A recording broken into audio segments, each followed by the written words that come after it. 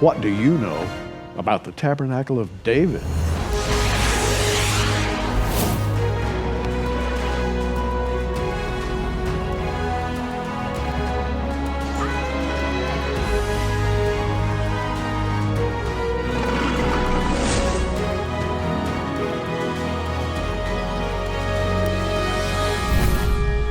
The Tabernacle of David, an antique subject, but it's a very, very current. Right, Bob? You could say that again. In fact, it's soon going to be one of the hottest subjects, I believe, in the world of Bible prophecy. We live at a momentous time in history right now. We're seeing things going on that we could never believe. Just a short time ago, our president, moved the U.S. Embassy from Tel Aviv to Jerusalem, acknowledging Jerusalem as the capital of Israel. Right. There's a coin that you've seen on previous programs that we've done picturing Donald Trump and King Cyrus on the coin. And Trump he's become a real hero in Israel.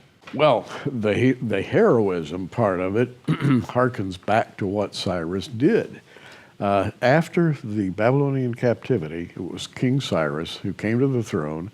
He re-examined the Jewish problem, quote unquote, and he decided, this needs to be set right again. And in the process, he gave the leaders of Israel permission to go back to the land and to rebuild their temple, which is a huge, huge event in the history of Israel.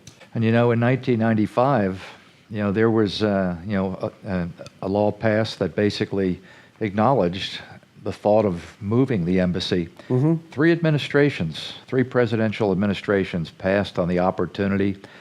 Trump picked up the ball and actually did it. But we're experiencing Third Temple fever right now. Yes. This is really, really interesting to me because there's a big event that has to happen before the Third Temple can even be built. This is the focus of your article on the Tabernacle of David. I want to read real quick, out of the 15th chapter of Acts. It says, "After this I will return and will build again the Tabernacle of David, which is fallen down, and I will build again the ruins thereof, and I will set it up." This is where it gets really interesting, "that the residue of men might seek after the Lord, and all the Gentiles upon whom my name is called," those would be known as Christians, "saith the Lord who doeth all these things." Gary, before the Third Temple can be built, the Tabernacle of David has to be restored. And that's worthy of some discussion, Bob. It's a huge, huge subject.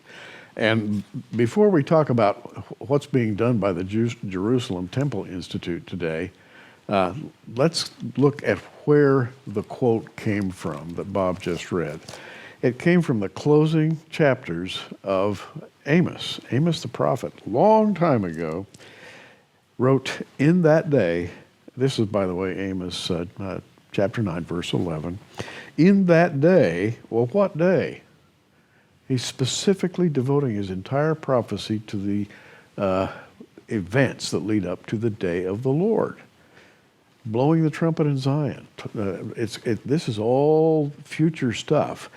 But I think not very far in the future, the way things are going. "In that day I will raise up the tabernacle of David that is fallen, and close up the breaches thereof," in other words, the rips and tears in the fabric, "and I will raise up his ruins, and I will build it as in days of old, that they may possess the remnant of Edom and all the heathen, which are called by my name, saith the Lord that doeth this." So when the quote is taken into the New Testament, it's ever so slightly altered. Here it talks about the remnant of Edom, and it's talking about the heathen. In other words, the nations, the people who are not Jews. But "in that day I will raise up the tabernacle of David" just raises one question in both Amos and in Acts. And that is, are we talking about the real David's tabernacle, or are we talking about a metaphor? Like, is the tabernacle just a metaphor for what God is going to do spiritually? Well, after a long study, I have decided that's got to be the real tabernacle of David, which, Bob, means that it exists today, as we speak, Hidden away somewhere. hidden away. Well, what is the Tabernacle of David? I mean, how does that differ from the temple? Well, the Mosaic tabernacle was used, and by the way, it was an extremely complex artifact. And we don't have time to talk about the way it was built, but it was extraordinarily complicated, and all of the accoutrements and the vessels and all of the construction techniques were very, very complex. But later on, in the days of David, right around 1000 BC, another tabernacle was built as a precursor to a temple.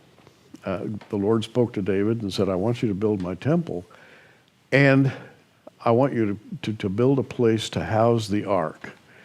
And after many, many false starts, the Tabernacle of David was built, it was set up in Jerusalem, and the ark was brought to Jerusalem. And of course, you're talking about the Ark of the Covenant. The Ark of the Covenant. And all of that took a while, and it was very complicated. We don't have time to go into the history, but the Tabernacle of David was set up as a temporary location for worship for the high priest, the Aaronic priesthood, while the temple was being built. And that's really, really important, because in Acts and in Amos, and I want to read this again, where Peter is standing and saying this, after this, after what? After the church age.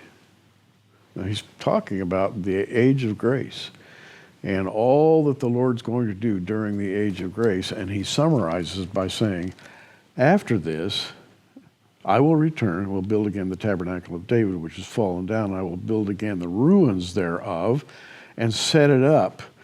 And so we can only say, as Peter is quoting Amos, that he's literally talking about something that is going to happen in the future. In other words, there is a real tabernacle of David that will somehow be stored and somehow be pulled out and set up as a precursor to the rebuilding of the temple. And this is really, really fascinating to me.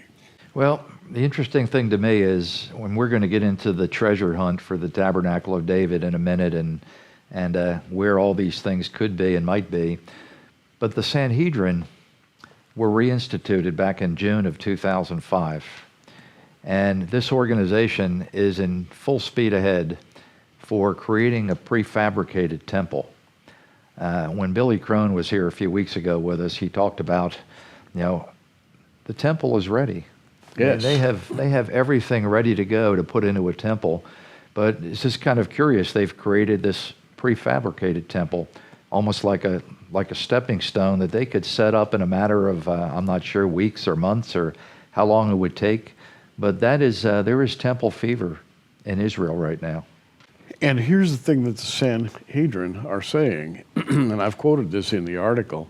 The Sanhedrin have called on the Jewish people now, as we speak, to contribute building materials, including a gathering and preparation of prefabricated, disassembled portions to be stored and made ready for rapid assembly, quote, in the manner of King David.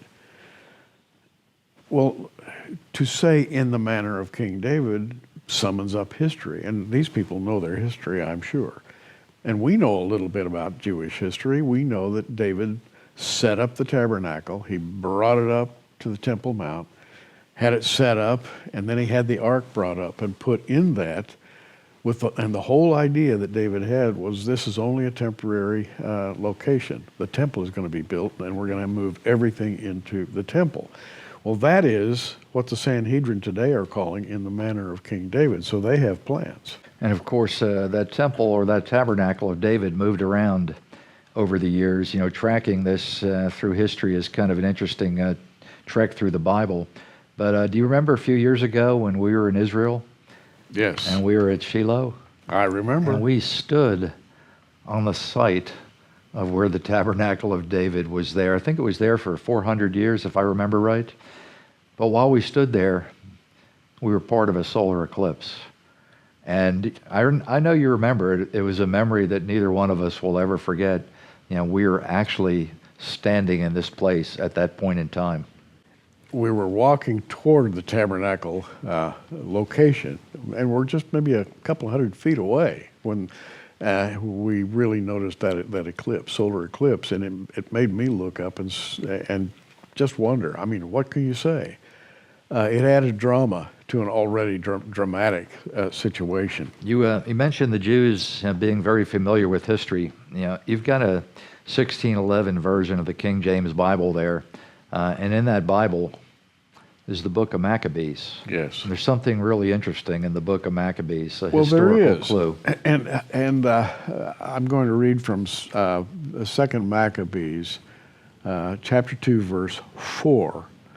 And it says, "It was also contained in the same writing that the prophet, being warned of God," now this is the prophet Elijah, "commanded the tabernacle and the ark to go with him as he went forth into the mountain where Moses climbed up and saw the heritage of God." And we'll get into this much more deeply in days to come. But this is to say that in 2 Maccabees chapter 2, verse 4, there's a reference to the prophet Jeremiah being commissioned by God to take these extremely valuable artifacts and hide them in the same place where the angels took the body of Moses. And you tell the whole story in the article in the magazine. That's Yeah. just, I had never read it before. It's just really fascinating. Bob, everybody loves a mystery. And if this isn't one of the best mysteries you've ever read, I just don't know what is. Because, and again, it's in our April Prophecy Watcher, right on the cover, the Tabernacle Prophecy.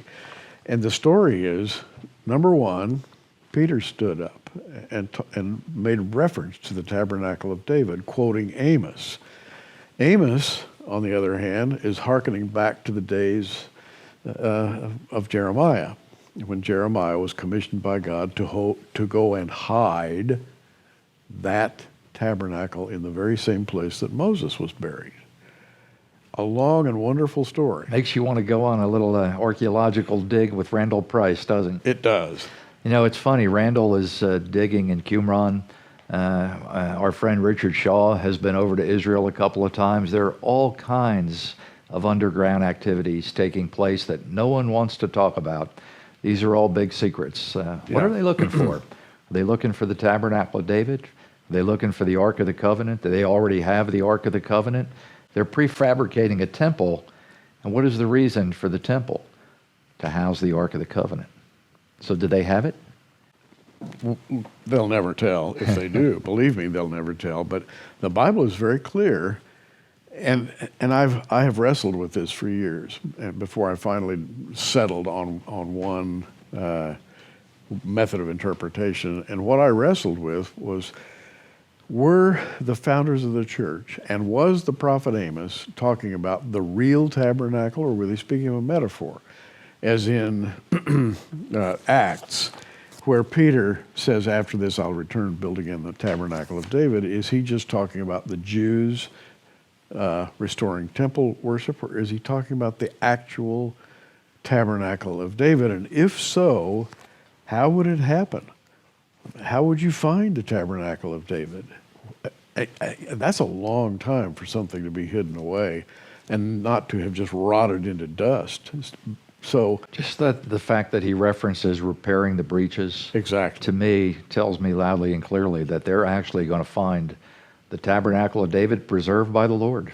Now, much of the article that I have written goes into the details on how Jeremiah was commissioned, how he took the tabernacle and other temple artifacts, by the way, many, many other things out of the temple, including, and we'll get to this later, the Ark of the Covenant, and hid all of these artifacts in a place that was so secure that later on, according to the history of the Maccabees, others went back trying to retrace his steps and find the location. They were unable to find it. They got totally lost. They got lost. And the Lord took their compass away. You know, you get into the Copper Scroll in the article and the whole story of the Copper Scroll, which is a sensational subject. all by itself. The discoveries and the finds of the late Vendell Jones, some of the things that he found and how close he felt he was to actually finding some of these structures. Indeed, and in fact, Vendell Jones, who liked to call himself the real Indiana Jones, and he was quite a character. Put the hat on, out there in the sun digging, and he cut quite a wide swath in the archaeological community. A lot of people kind of scoffed at him. Vendell, oh, he's off on the edge, But in the closing years of his life, he worked in a place down by the Dead Sea called the Wadi Sakaka. And if you have a map of Israel that's detailed, you can find the Wadi Sakaka on that map and just look and see where Vendell Jones worked. And he claimed to have found very large quantities, for example, of the temple incense, which was a compound of 12 ingredients that was incense burned in the temple worship ceremonies on the altar of incense. Well, he claimed to have found literally hundreds of pounds of that incense. He also claimed that he found the kalal, that is the container for the ashes of the red heifer, which would be extremely important in reinstating temple worship. All of those things, people said, oh, we don't know for sure, it's not documented, and it kind of faded off into history, and then Vendell died several years ago, and that whole project sort of died with him. But Bob, as I put in the article, Wadi Sakaka is on the path between Jerusalem and the Mountain of Moses. Mm-hmm. And Jeremiah would have crossed that very area with all of these very valuable artifacts, which he is said to have buried somewhere near the Mountain of Moses. Now, is that Mount Nebo? Yeah. Mountain of Moses. Mount Nebo, but actually it's near Mount Nebo. Nobody knows the exact location. I mean, you could look at Mount Nebo as sort of a spot in the center with a circle drawn around it, and somewhere in that circle is where Jeremiah buried those artifacts. But the interesting thing is that on his way there, he would have passed the Wadi Sakaka, which is where Vendell Jones claimed that he found a number of artifacts. He might have stopped on the way and dropped off a few things. Who knows? Getting kind of heavy. But it's one of the greatest mysteries that you'll ever read about. And the Copper Scroll, and now I'm quoting from Vendell Jones' book, Copper Scroll, column 5, talks about in the north, opening, viewing eastward, in the opening, dig, 3 cubits, and there is the kalal, and underneath it is the book. And I don't want to go into all the details of what it is. You can read it in the article. And then it says 7 cubits. Inside is the complete tabernacle on the side westward. Dig, blank, number of cubits. And then earlier in the scroll, there is a description of the tabernacle's location within the cave, and nobody knows which cave. And it says, here is the tabernacle on the 3rd level, and all the pieces of ... gold ... In other words, part of the scroll is missing, so you can't really read all of it. You just get little hints. And already I'm eating my popcorn and watching the movie and saying, when are they going to find all these parts and pieces? The Copper Scroll is a gigantic treasure map. It is. And literally what's in the Copper Scroll, and it's actually documented, I would assume is worth probably billions of dollars today. Oh. I mean, the amount of gold and silver. Priceless. Yeah. Your article in the magazine reads like a treasure novel, a hunt for, this incredible, glorious treasure that Israel secreted away. Before the destruction of their temples, this has been hidden away for the latter days. You got to read the article in the magazine because it goes further than we can go on today's program. In fact, in a little while, we're actually going to talk about what happens when the Tabernacle of David is found. What happens when plans for the 3rd temple are set up? You can read all about it. This is the April issue of the Prophecy Watcher. You need to subscribe to this magazine. It's probably the most unique prophecy magazine in the world today. We publish articles by some of the leading lights in the world of Bible prophecy. Gary, of course, writes the lead article every month. Things most people have a hard time even believing because they're just on a level of prophetic interpretation that is just kind of unknown to a lot of people. They don't see or read things like that. You can subscribe to the magazine for $30 for 1 year. It's 12 issues. We're actually going to give you a free bonus. It's End Time Prophecies in the Book of Enoch with Gary and Ken Johnson, who detail some of the end time events that are going to take place. But we've got another offer today that we're calling the Temple Package, actually the third Temple Package. It's a series of 2 DVDs on biblical archaeology. When I was young, I wanted to be an archaeologist. I think a lot of people who study the Bible kind of fancy themselves, in the Judean hills and the caves of Qumran and finding the Ark of the Covenant. But this is a series of men who have preached just a sensational series of messages on not just the Temple Mount. You're going to hear about the Temple Mount. You're going to hear about the Dead Sea Scrolls. Michael Lake has a message on here about Jericho being one of the original strongholds of the Nephilim. Tim Mahoney is on here, proving the Exodus from Egypt. Just one message after another. Randall Price, Tim Alberino, Aaron Lipkin. It's just a fascinating set. It's Volume 1 and Volume 2. We're going to offer both of these volumes to you today, all the DVDs, all the messages, for a gift of $59.95. We're even going to ship it to you for free if you live in the USA. So take advantage of the Third Temple Package. This is something I guarantee you will leave you breathless and thrill your soul. Bob, again, I have to say, I love a mystery. Everybody loves a mystery. But when it's a biblical mystery, it's twice as interesting because it has to do with the common salvation. It has to do with the things of the Lord. This mystery really starts in Acts 15, where Peter is making a statement. He's quoting Amos. And then he says something, wow, I wonder what that really, really means. So then you go back and you start checking all the references. And the first thing you know, you have this wonderful story. And I want to read something fascinating in Revelation 13. And it's about the Antichrist. And this is 13:4. And they worshiped the dragon, which gave power to the beast. They worshiped the beast, saying, who's like unto the beast? Who's able to make war with him? And there was given to him a mouth, speaking great things in blasphemy. And power was given to him to continue 42 months. And he opened his mouth in blasphemy against God, to blaspheme his name and his tabernacle. Mm-hmm. Ooh, there it is. Interesting. In Revelation, there is a reference to the tabernacle. Now, is this a metaphor, or is that the real tabernacle? I want to submit to you that based on what we're reading now, it's the real tabernacle. It's the tabernacle of David, which has been pulled out, re-erected, and which will be condoned by the Antichrist as he steps up as false Messiah and says, here is the tabernacle of David. What is preventing us from resuming temple worship? And he makes that 7-year covenant that we read about in Daniel chapter 9. It's a false covenant. Well, what's preventing them from resuming temple worship is there's a golden dome on that Temple Mount, isn't there? There's a golden dome. It's a little problem. That's the rest of my article. How could the tabernacle of David be set up in such a way that it would be acceptable for worship while the Dome of the Rock is still in the place of the temple, which I believe it to be? Now, you've been inside the Dome of the Rock, haven't you? I've been inside down to the very base of the Dome of the Rock. You can't go in there anymore. Not anymore, but back when I did it, you could just walk right in, and I took a lot of pictures. But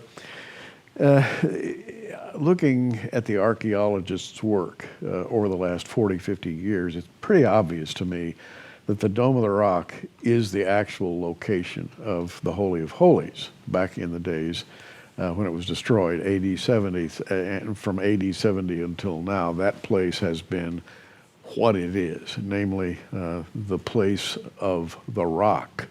Which rock? It's the rock upon which Abraham raised his knife to slay Isaac, and he was stopped by the voice of God, and that rock is still there, and it hasn't changed location, Bob. And you know what? That rock, if I remember correctly from some past studies, That rock actually has etchings in it It does. that appear to be foundation little footholds that are the exact dimensions of the Ark of the Covenant. And so reading this and actually establishing that the tabernacle is going to be there in the early period of the worship in the third temple, and the Antichrist is going to basically condone the building of the third temple, we have a diagram and we have some scripture quoted in the article, which is much too complex to go into here, but showing how a tabernacle of David could be set up on the Temple Mount without interfering with the Dome of the Rock, and it conforms to Scripture, because Scripture speaks of a wall around about that Dome of the Rock, 500 reeds long and 500 broad, to make a separation between the sanctuary and the holy place. And we attempt to demonstrate briefly that the sanctuary, that is, when the tabernacle of David is first set up, would be separated from The sanctuary and the profane place. of the profane place, would be set. The ark and the tabernacle of David would be set up a reasonable distance away from the Dome of the Rock. So it actually looks like we're seeing the precursor events to the pulling out and restoring of the tabernacle of David. Now, do you believe the profane place is the Golden Dome? I do. And there's when we were in Israel a couple years ago, and we were up on the Temple Mount, it was quite an experience. You could cut the tension up there with a knife. I'll never forget, there were a group of Muslim women there who were shaking their fists at the Jewish people going in to pray at the Western Wall, screaming, Allahu Akbar, and then a minute later they'd be laughing and giggling, and it's just like a tradition to torment the Jews who are going there to pray. But on the outside of that Golden Dome is an interesting picture that we're going to put up on the screen in a little while that certainly lends credence to the profane place concept. And just to make it clear, I sort of fluffed my words a minute ago. I just want to make it really clear that what is referred to in Ezekiel 42:20 as a separation between the sanctuary and the profane place when the temple is first built is the tabernacle of David, called a sanctuary, with a little temporary wall between it and the profane place, which is the Dome of the Rock. It's hard to imagine that today, with the political climate in Israel, but perhaps there's a war coming. Perhaps there's something God has up his sleeve that we don't know about yet. I wish we had more time to talk about it, because we have just barely scratched the surface on this ministry. But again, in the April 2019 Prophecy Watcher, you can read all about it and then do your own research and see what you think. Been great, Bob. Agreed. I'm Gary Stearman. Hey, you keep watching. We are. Thanks for joining us on Prophecy Watchers. You can find us on the web at prophecywatchers.com, where you can sign up for our free email newsletter, or follow us at facebook.com/prophecywatchers. In the meantime, keep watching, everybody, and we'll see you soon.